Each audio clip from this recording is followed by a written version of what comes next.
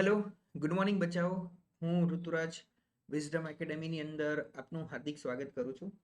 બચ્ચાઓ, આ જે વિડીયો છે એ મોક ટેસ્ટ યુટિલાઇઝેશન એ જસ્ટ એટલા માટે છે અને એવા વિદ્યાર્થીઓ માટે છે કે જેણે મોક ટેસ્ટ આપણી પાસેથી લીધેલી છે અને મોક ટેસ્ટ આપી રહ્યા છે.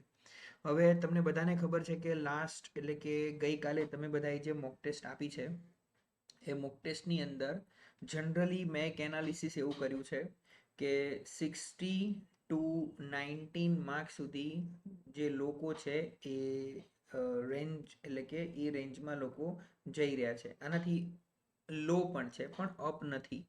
ઓકે, તો હવે મારું આ વિડીયો બનાવવાનો પર્પઝ એટલો છે તમારી સામે આવવાનો કે આની અંદર નેક્સ્ટ મોક ટેસ્ટની અંદર મારે 15 થી 20% યુટિલાઇઝેશન જોઈએ છે બીજી મોક ટેસ્ટમાં, અને ત્રીજી મોક ટેસ્ટમાં એનાથી 15 થી 20% માર્ક્સનું યુટિલાઇઝેશન એટલે કે ઇમ્પ્રુવમેન્ટ જોઈએ છે. તો કેવી રીતે થશે આ ઇમ્પ્રુવમેન્ટ? તો આના માટે મારે તમારી 5 મિનિટ જોઈએ છે અને 5 મિનિટ સુધી તમારે મને સાંભળવાનો છે અને એનાલિસિસ તમારે કરવાનું છે. તો હવે તમે જે મોક ટેસ્ટ આપી છે એનું આપણે એનાલિસિસ કરીશું. શું કરીશું? એનાલિસિસ કરીશું. કેવું એનાલિસિસ કરીશું? એનાલિસિસ કરતાં હું શીખવાડીશ, એનાલિસિસ તમારે કરવાનું છે અને એ એનાલિટિકલ રિપોર્ટ તમારે મને વોટ્સએપ કરવાનો છે કે સબમિટ કરવાનો છે સંસ્થાના નંબર ઉપર, અને પર્સનલી કાં તો હું તમને પછી ઓડિયો મેસેજ એક સેન્ડ કરીશ. તો તમારે શું કરવાનું છે? તો ફોર એન એક્ઝામ્પલ, આપણી જે પહેલી મોક ટેસ્ટ હતી એમાં 25 ના 8 સેગમેન્ટ્સ હતા સબ્જેક્ટ વાઇઝ, એટલે કે 25 ક્વેશ્ચન્સ. આવા કેટલા સેગમેન્ટ હતા? 8 સેગમેન્ટ હતા. ઓકે, કેમ? તો કે 200 માર્ક્સની આપણી એક્ઝામ હતી 3 કલાક સુધી. તો હવે આ જે 8 સેગમેન્ટ છે એમાં તમારે આવી રીતે એક એનાલિસિસ કરવાનું છે. જેમ કે સૌથી પહેલો ટોપિક હતો પોલિટીનો. તો હવે પોલિટીના 25 ક્વેશ્ચન્સમાંથી તમારી પાસે મોક ટેસ્ટ પણ છે, એની ક્વેશ્ચન પેપર પણ છે, આન્સર કી પણ છે. તો હવે આ જે પોલિટી જે છે એમાંથી તમે કેટલા ક્વેશ્ચન્સ એટેમ્પ્ટ કર્યા છે? ફોર એન એક્ઝામ્પલ, તમારે આ એનાલિસિસ લખીને સેન્ડ કરવાનું છે અને તમારે ફિલ કરવાનું છે માઇક્રો લેવલ ઉપર. તો આ 25 ક્વેશ્ચન્સ છે પોલિટીના. તો પોલિટીની અંદર આ 25 ક્વેશ્ચન્સમાંથી ફોર એન એક્ઝામ્પલ તમે 18 ક્વેશ્ચન્સ એટેમ્પ્ટ કર્યા છે. કેટલા કર્યા છે? 18 ક્વેશ્ચન્સ તમે એટેમ્પ્ટ કર્યા છે. અને બાકીના જે 7 ક્વેશ્ચન્સ છે એની અંદર તમે કરેલું છે.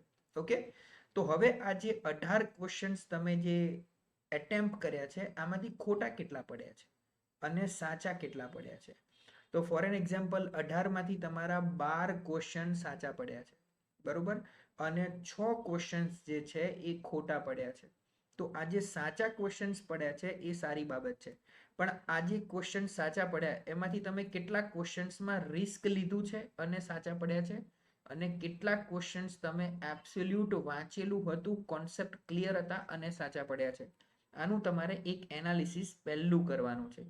બીજું એનાલિસિસ, આ 6 ક્વેશ્ચન્સ ખોટા પડ્યા છે તો એની પાછળનું લોજિક શું છે?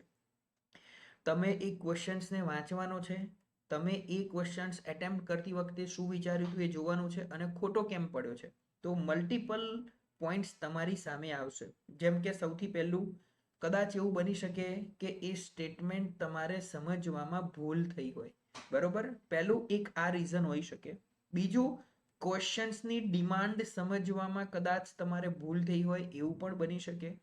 કદાચ એવું બની શકે કે તમારે લેક ઓફ રિવિઝનની કમી હતી એવું પણ બની શકે. તો આવા મલ્ટિપલ પોઈન્ટ્સ તમારી સામે આવશે. જેમ કે તમે ખોટું રિસ્ક લઈ લીધું છે એવું પણ તમારી સામે આવશે કે ભાઈ રિસ્ક વધારે લઈ લીધું એટલા માટે આ ક્વેશ્ચન્સ મારો ખોટો પડ્યો છે. તો જેટલા ખોટા ક્વેશ્ચન્સ પડ્યા છે એનું તમારે એનાલિસિસ કરવાનું છે અને એને ઇમ્પ્રૂવ કરવાનો પ્રયત્ન કરવાનો છે નેક્સ્ટ મોક ટેસ્ટની અંદર. હવે આ 7 પોઈન્ટ એવા છે કે 7 ક્વેશ્ચન્સ એવા છે પોલિટીની અંદર જેમાં તમે કરેલું છે. તો કેમ કરવું પડ્યું આપણે? તો આના પણ તમારે પોઈન્ટ્સ ભેગા કરવાના છે. જેમ કે પહેલો પોઈન્ટ હશે કે આ ટોપિક હતો એમાં મને સમજ નથી પડતી, એટલે આ ટોપિક મારા વાંચવામાં આવ્યો નથી.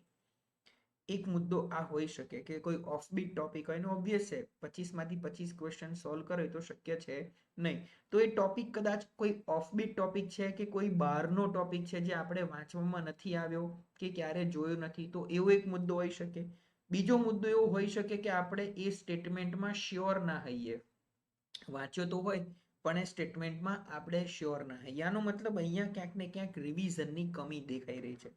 ત્રીજો કોઈ એક એવો મુદ્દો હોઈ શકે જે તમારા પ્રોસ્પેક્ટથી તમને વધુ સમજ પડશે કે આ ક્વેશ્ચન મેં સોલ્વ કેમ નથી કર્યો. ઓકે, કે હું રિસ્ક લેવા નતો માંગતો કે પછી કંઈ પણ વોટેવર. તો આવું તમારે એક એનાલિટિકલ એક ડ્રાફ્ટ બનાવવાનો છે 25 ક્વેશ્ચન્સની અંદર. હવે જો અહીંયા કોઈ એવો ટોપિક છે જેમાં તમે કર્યો છે, ઓફબીટ ટોપિક છે, તો એકવાર એને રીડ કરી લેજો. એક્ઝામની અંદર પૂછાવાના ચાન્સીસ હશે, કારણ કે એ પ્રમાણે આપણે મોક ટેસ્ટ બનાવી છે. ચાહે કરંટનો હોઈ શકે, સાયન્સ ટેકનો હોઈ શકે, ઇકોનોમિક્સનો હોઈ શકે, પોલિટીનો હોઈ શકે, કોઈ પણ. અને અહીંયા જે તમે ક્વેશ્ચન્સ તમારા ખોટા પડ્યા છે એની અંદર તમે જુઓ શાંતિથી બેસીને કે સ્ટેટમેન્ટ વાળા જે મુદ્દાઓ છે, જો એમાં ખોટું પડ્યું છે તો તમારે એમસીક્યુની પ્રેક્ટિસ કરવાની વધારે જરૂર છે. જો તમારો ક્વેશ્ચન તમને એમ લાગે કોન્ફિડન્સ છે અને ટીક કર્યો છે ને ખોટો પડ્યો છે, તો તમારે રિવિઝનની કમી છે. શેની કમી છે? રિવિઝનની કમી છે. તો નેક્સ્ટ 20 ડેઝ સુધી તમારે મેક્સ ટુ મેક્સ રિવિઝન કરવાની જરૂર છે, subject wise, topic wise. Clear? Okay. અને તમને એમ લાગે કે મેં રિસ્ક વધારે લઈ લીધું છે ને મારો ક્વેશ્ચન ખોટો પડ્યો છે, તો એક મુદ્દો ખાસ મગજમાં રાખજો કે તમારે હવે આ એક્ઝામમાં બને એટલું રિસ્ક ઓછું લેવાનું છે. કેમ? કારણ કે 200 ક્વેશ્ચન્સ છે, તમે સમજો 200 ક્વેશ્ચન્સ છે, એની સામે તમારી પાસે 3 કલાક છે. એટલે હવે આ જે એક્ઝામ હશે એમાં ટાઈમ મેનેજમેન્ટ એટલો મોટો મુદ્દો નહીં હોય જેટલો તમારે પ્રીવિયસ એક્ઝામની અંદર તમને નડતો હતો. Time management. કેમ? કારણ કે જે પહેલા એક્ઝામ્સ જે લેવાતી હતી એમાં 50 એમસીક્યુ મેથ્સ અને રિઝનિંગના હતા 3 કલાકની અંદર. હવે 3 કલાકમાં ખાલી 25 એમસીક્યુ જ મેથ્સ અને રિઝનિંગના છે. તો અહીંયા તમારું કેલ્ક્યુલેશન અને એનાલિટિકલ જે એપ્રોચ છે મેન્ટલ એબિલિટી વાળો, એ 50% ઘટી ગયો છે. Gate my point? તો તમારે અહીંયા સમય ખૂટવાની શક્યતાઓ ઓછી છે. બટ એવા કેટલાક ક્વેશ્ચન્સ હશે સબ્જેક્ટ્સની અંદર જેમાં તમારો સમય જતો રહેશે. ઓકે, તો 180 મિનિટ છે તમારી જોડે, 180 મિનિટ છે. સામે તમારે 120 ટુ 130 ક્વેશ્ચન્સ, બધા ક્વેશ્ચન્સ તો તમે સોલ્વ નથી કરવાના, તો આપણે 130 ક્વેશ્ચન્સ માની લઈએ તો પણ તમારી જોડે કરીબ 1.25 મિનિટ હશે ક્વેશ્ચનને સોલ્વ કરવા માટે. તો તમે ઇઝીલી કરી શકશો. ઓકે, તો આ રીતે તમારે એપ્રોચ કેળવવાનો છે, તમારી પોતાની સ્ટ્રેટેજી બનાવવાની છે, મારી જોડે શેર કરવાની છે, અને પછી આની અંદર હું તમને કેટલાક મુદ્દાઓ બીજા પણ એડ ઓન કરીને કહીશ, વેલ્યુ એડિશન કરીને. તો આઈ હોપ કે તમને આ પોઈન્ટ્સ ગમી ગયું હશે, એટલે આ મુદ્દો મગજમાં ઉતરી ગયો હશે. અને આ સિવાય પણ તમને કોઈ ક્વેશ્ચન્સ છે તો તમે નીચે કમેન્ટ કરી શકો છો. હું એની અંદર તમને બીજું મારા કોઈ પોઈન્ટ્સ હશે તો એની અંદર એડ ઓન્સ કરીને તમને સેન્ડ કરીશ. ઓકે, ચલો, બેસ્ટ ઓફ લક બચ્ચાઓ. નેક્સ્ટ મોક ટેસ્ટની અંદર આ એનાલિસિસ કરીને 6 તારીખે છે, નેક્સ્ટ સન્ડે. ઓકે, તો તમે આ મુદ્દાને એનાલિસિસ કરીને ઇમ્પ્રુવમેન્ટ લાવી શકો છો, એ મને વિશ્વાસ છે. જે લોકોને હજી જોડાવું છે મોક ટેસ્ટની અંદર, એ લોકો પણ જોડાઈ શકે છે. એડમિનનો નંબર નીચે આપેલો છે, એ લોકો ત્યાં કોન્ટેક્ટ કરી શકે છે મોક ટેસ્ટની અંદર જોડાવા માટે. ઓકે, બેસ્ટ ઓફ લક બચ્ચાઓ નેક્સ્ટ મોક ટેસ્ટ માટે. Take care.